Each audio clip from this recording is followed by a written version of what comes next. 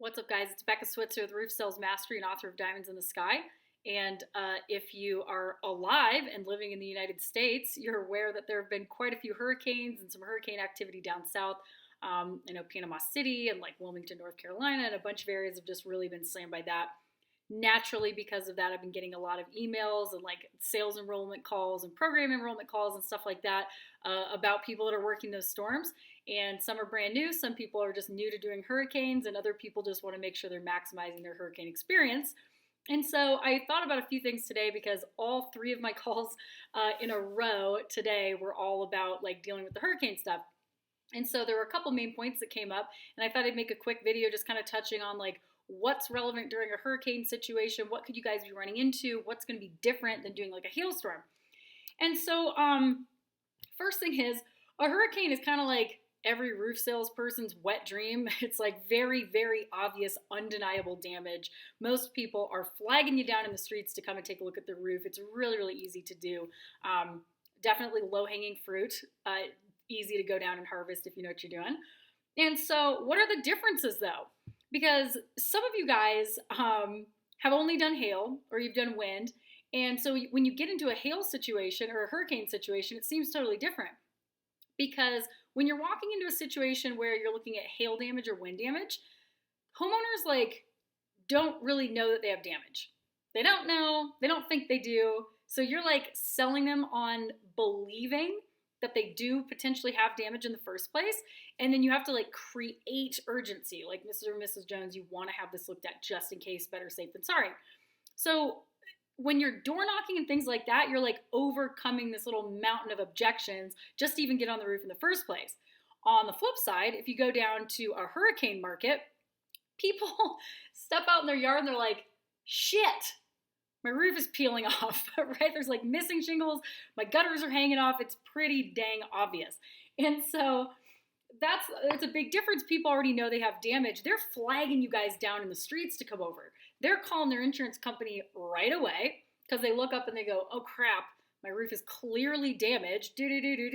Calling up my agent, right? Filing a claim. And that's totally different from the hail game.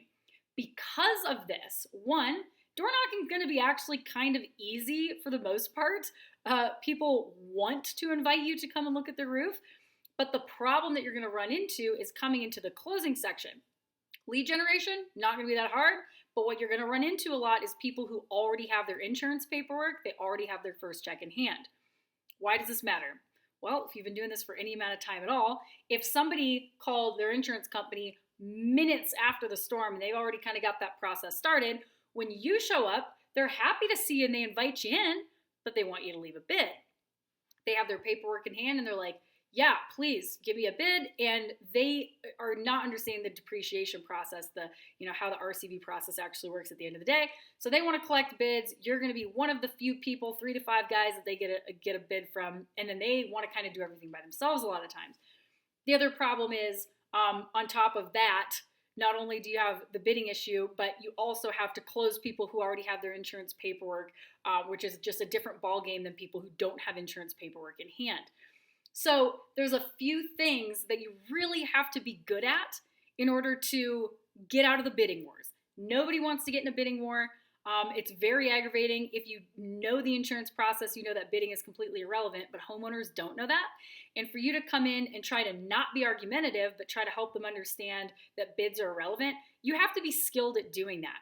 Because most salespeople, they get in their own head that because of depreciation, bids are irrelevant. But most of you, no offense, are doing a very poor job explaining that to your customers. And so your customers goes, yeah, all right, whatever. The next roofer that comes, they'll leave me a bid. So shoo, right? So what's the difference? Well, depreciation. Depreciation states that, let's say you've got a claim that's $10,000, okay? And there's a $1,000 deductible. So the insurance company is going to be paying out $9,000 of that $10,000, and then plus the $1,000 deductible is going to equal $10,000. Okay? The customer looks at it, and one of two things is going to happen. They're either going to believe, so let's just say that the house it's a 30-year roof, it's 10 years old, the adjuster depreciated it by 30%. So out of the $9,000 that they're going to pay, if the cost is incurred, they're going to write a first check, an ACV check, actual cash value, for $6,000. Two things are going to happen. One of two things. The homeowner is either going to look at that and think $6,000 is all they're getting, or they're going to look at the $10,000, think the insurance company took out my deductible, which is not a thing, and they're going to try to find bids for less than $10,000 because maybe they can make some money, they think, right, on the insurance claim, which is also not how it works, but they don't get that. And if you come in and you just say, well, that's not how it works, they're not going to take our bid, I can't leave you bid, they're just going to, okay, whatever, well, I don't get it, and they're going to ask somebody else. So let's break this down. $10,000 is the RCV.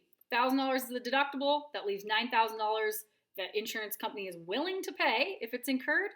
They write an ACV check first for $6,000. Mr. Jones, here's what happens.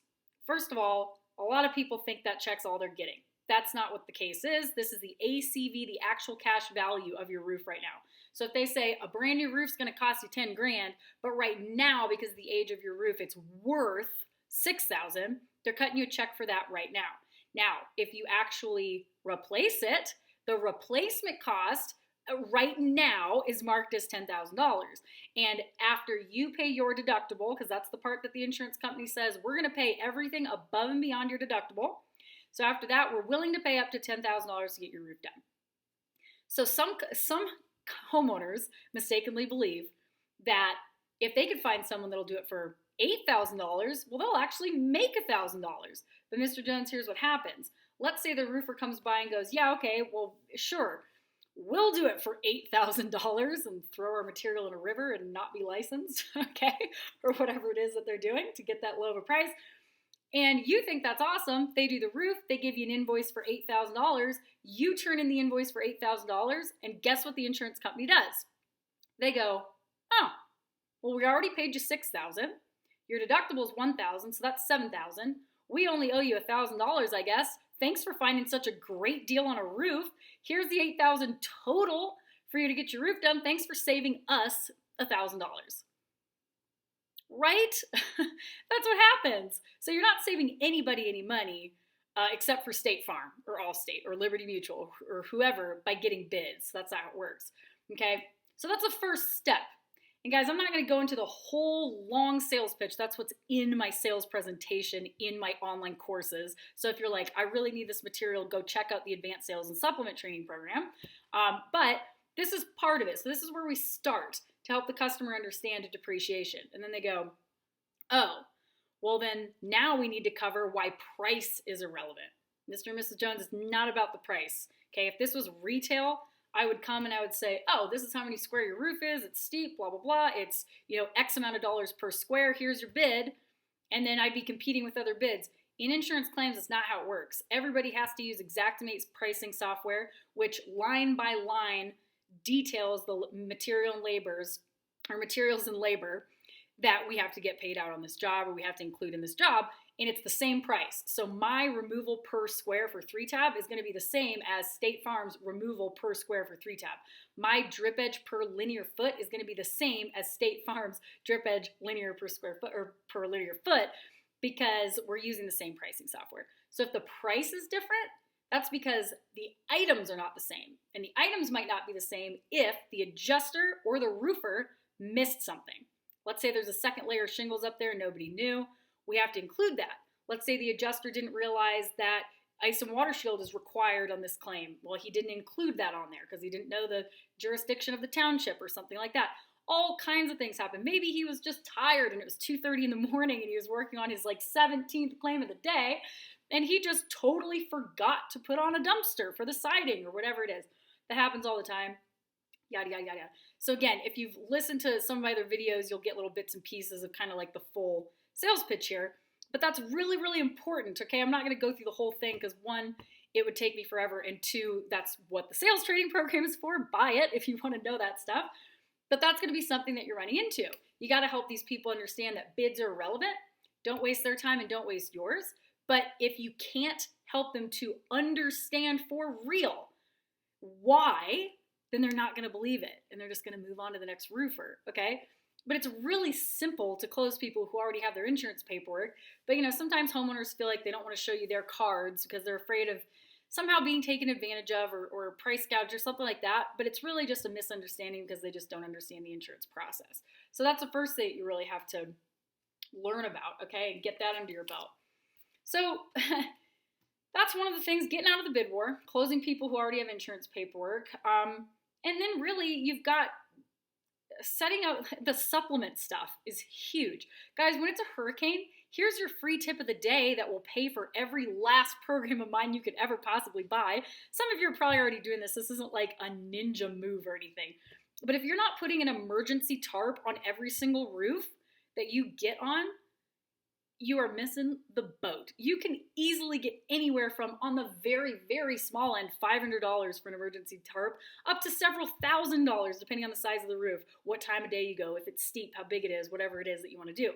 You just use a special bid item for emergency tarp. You charge whatever you want, and the insurance company will reimburse you. No problem. They almost never argue with this. So that's something you should definitely be doing.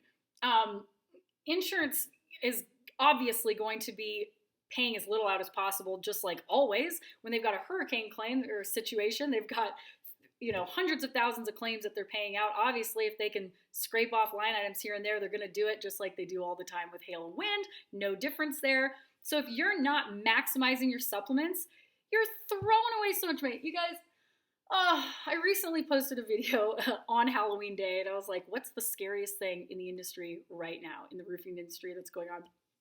And what I said to you guys was, it's that some of you still are not following my supplement system.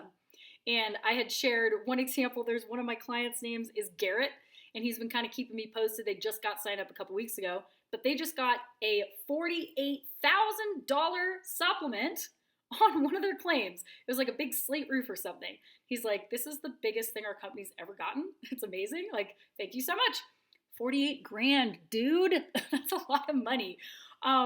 Obviously, not all of your residential claims are going to have that big of a supplemental opportunity, but if you're only getting 1,000, 2,000, 3,000 here and there on your supplements, please get my program, follow it.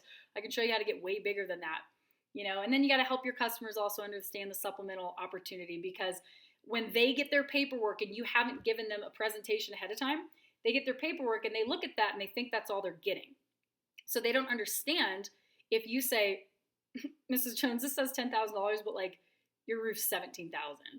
They're like, whoa. If you're not explaining why adequately, they think you're trying to take advantage of them, right? So you've got to be able to understand how to teach and explain to your customers the supplement system, why you supplement, all that stuff. And again, that's in the program.